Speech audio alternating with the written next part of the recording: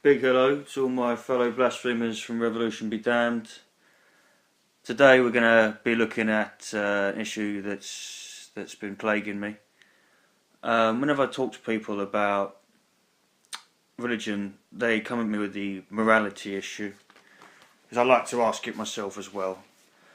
And they seem to believe that morality is a creation from the divine, and that without a certain list of rules, you couldn't possibly know what was right or wrong. And if you don't believe in those set of rules, you certainly don't have the right to justify what's right and wrong, which is an incredibly offensive statement to anyone who's sensible, that behaves appropriately, that doesn't believe in God, as if any minute now you're just a ticking time bomb because you don't have the right belief. So if you want to get back to me and tell me how wrong I am, feel free in the comments box or at www.revolutionbedamned@outlook.com. So under this interesting claim that morality is based off of fiction, we're going to have a look at that fiction where most of it came from. The Old Testament, Exodus 22:17.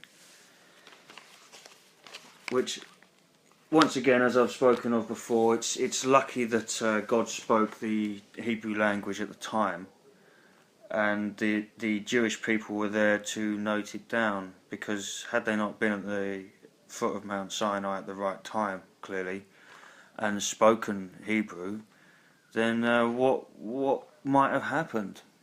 This is the ultimate question, isn't it? And this idea of who's getting in and who isn't. You believe, you don't. Therefore, you don't follow this moral code. But there are so many human beings that couldn't possibly know the moral code by either way round. For instance, a seriously, heavily Down syndrome person may struggle to speak at all. And you expect them to be able to ask for forgiveness for their sins, and if they don't, then they face eternal hellfire. A little bit unjust, if I'm honest. There's all sorts of people around the world that haven't even heard of Christianity or Judaism or anything like that. There are people living in villages in remote places on the planet that have not heard to this day of a Jew in Palestine being executed to save us for our sins. So that message, whatever reason that Jesus killed himself, I'm afraid the message still hasn't fully circulated. So it might have been a little bit of a waste of your time, and quite a sadistic way for God to punish us, if I'm honest.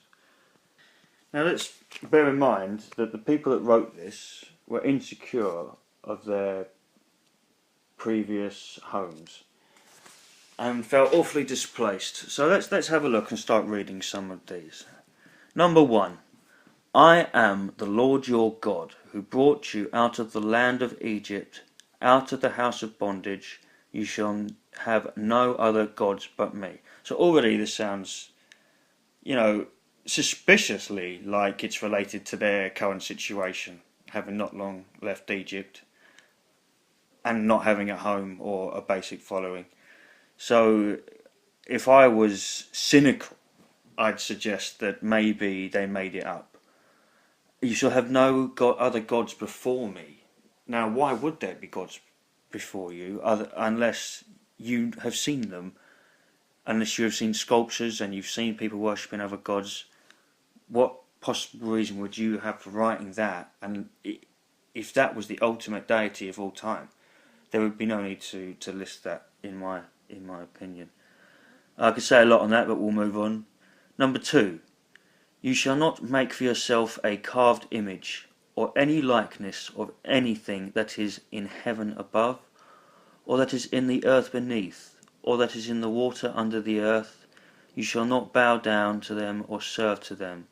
For I, the Lord your God, am a jealous God. So let me stop there before I go any further. Already we're seeing they're clearly writing about previous gods where they've seen sculptures and things worshipped that would distract you from one ultimate goal.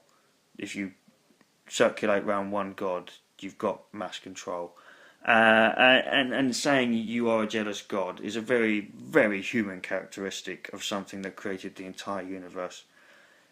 Almost as if we've created God in our image instead of the other way around. But once again, I could go on about that all day, but I won't. Visiting the iniquity of the fathers on the children to the third and fourth generations of those who hate me, but showing mercy to thousands to those who love me and keep my commandments. Need I go into that? I don't think I shall. You shall not take, number 3, by the way, you shall not take the name of the Lord your God in vain, for the Lord will not hold him guiltless who takes his name in vain. Well, that's quite an intimidating emotional blackmail tactic, really. You not only have to do as I say, but you can't question it to the point of you have to pretend to like me, which is similar to Stalinism, to be honest. Now this one's stunning. Number 4, remember the Sabbath day.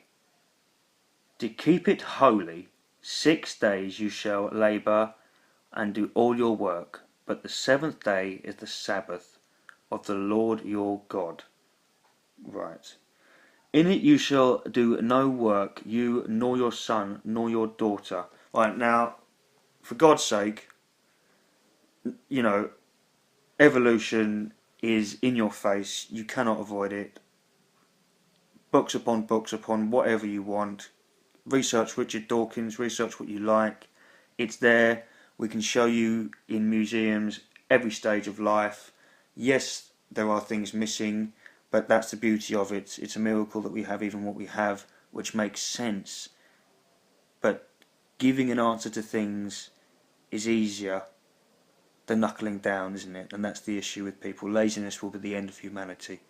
So when the big comet comes and we're still sat here, or whatever happens, it'll be down to people giving answers instead of looking for them. And for a creator that can create anything at will, complex organisms without just unfathomable things, why he needed a rest, I'm not entirely sure, on the 6th day. Where the day system came from when we created the day system long after the creation of the earth, so I'm not sure if God had a watch on or what at this time. And by evolution we can also see that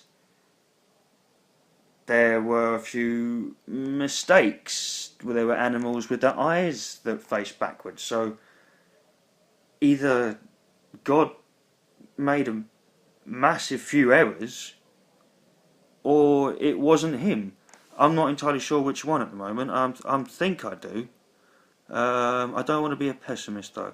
I'm still in shock that he rested on the 7th day, if I'm honest. I've met people countlessly that work 7 days a week, for a few weeks on end, and I'm sure God could have managed it if he really put his mind to it. But for a minute, let's skim back. Nor your son, nor your daughter. Okay, very kind. Thank you. Nor your male servant, nor your female servant. So in the 10 Commandments, something that epitomises the very beginning of Christianity, we see slavery written there. If not slavery, then, a very cheap labour. Servants would not live a pleasant life.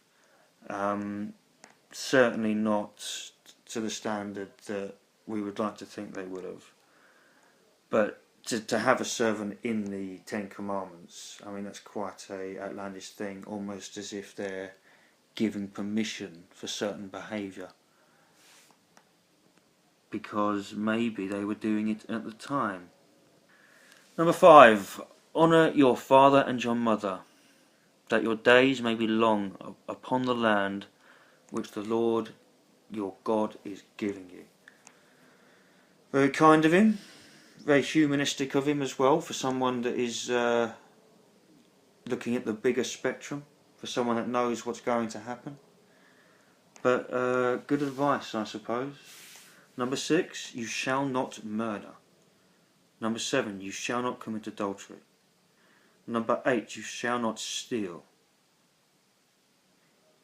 Number 9, you shall not bear false witness against your neighbour. Brilliant. Okay, now if the suggestion is, which I keep getting from people that I meet, that we needed this set of rules to tell us that, is there a suggestion that we would have got to that point in time to be able to write this down had we been battering each other on the approach the whole time? I'm pretty sure we weren't raping and pillaging each other as we walked to these locations. It was a slow progression via an evolutionary process. Primates are known to form bonds. And whenever I say that, they throw back this thing of, why are monkeys still alive? What happened to Neanderthals? But if you actually listen to or go and find information or read books from people like Richard Dawkins, he'll show you the evidence. He'll show you that we don't come from them. We're all from the same family. We're cousins. Different genes led to this, led to that, and boom. And the beautiful thing about science is it relishes in being wrong. Whereas this has the answer. This is it. This is the answer. We're reading it here as if we didn't know this bit already. Okay, what next? You surely, if this was, if for me, if God wrote this book, the 10 Commandments would be time travel, how to do the, universe, meaning. Why are we here? The really intense things. These came from the creator of the galaxies and the universes and the planets, and it's talking about servants and adultery and being jealous. It sounds suspiciously human. Number 10, you shall not covet your neighbour's house, you shall not covet your neighbour's wife, nor his male servant, nor his female servant, nor his ox, nor his donkey, nor anything that is your neighbour's. Well, beside the point, it's written awfully. Almost as if it was written by one of the 3 Hebrews that wrote it, basically Jews. Now, I've got a lot of respect for the Jewish community, and I don't believe in all this rubbish people say about how they run the world. But for every Christian out there in the world, your foundations didn't come from you're looking for another source of information. And growing up as Roman Catholic, we was always told the Jews were the chosen people. So if you are religious, why would you stick to the lesser religion? The Jews, in theory, are the only people we can technically tell were there at the time. That's the difference. There's no proof of Jesus. Or Muhammad, really. And once more mentions your servants. Now, I'm going to have to wrap up here because it's only meant to be a short little clip. But the point being, if you're going to base morality off of Christianity, then break down Christianity and you'll find that it's missed out a lot of factors. And morality comes down to you and your behaviour. Now, you may think it's pretty tame, these commandments. But when you think about the amount of people that base their life off it, the fact that you can see clearly human characteristics in the writing should lead you to think that your life is more important and you shouldn't be able to tell people how they live their life off of something that was written in a time when a thunderstorm or an earthquake or a shooting star was the wrath of God, whereas now it's not. And the thing is, if I rewrote this exact set of words in a different way and launched it, I'd be just another lunatic, just another wino walking down the street. But yet this Jew in Palestine a few thousand years ago, he seemed to have known something that we didn't. It does seem funny that the miracles seem to have stopped since he's gone, and he wasn't mentioned in the Old Testament. So this particular scripture, there would be no mention. So yes, it's impressive that the Bible reformed and got rid of the Old Testament, but too many people today still refer to, look at the Ten Commandments. You know, how can you not base that off morality? Well, because it's basic knowledge. Cavemen established that and moved up from that. There's no level that's been no one's taken over that. There's still to this day people that are barbarians and behave like that in society and outside. Please feel free to go have a look at them and give me your opinions on these self-explanatory set of rules that a child could figure out without instruction on www.revolutionbedamned@outlook.com. I'd be interested to hear any responses or rebuttals as to some of the points I've made.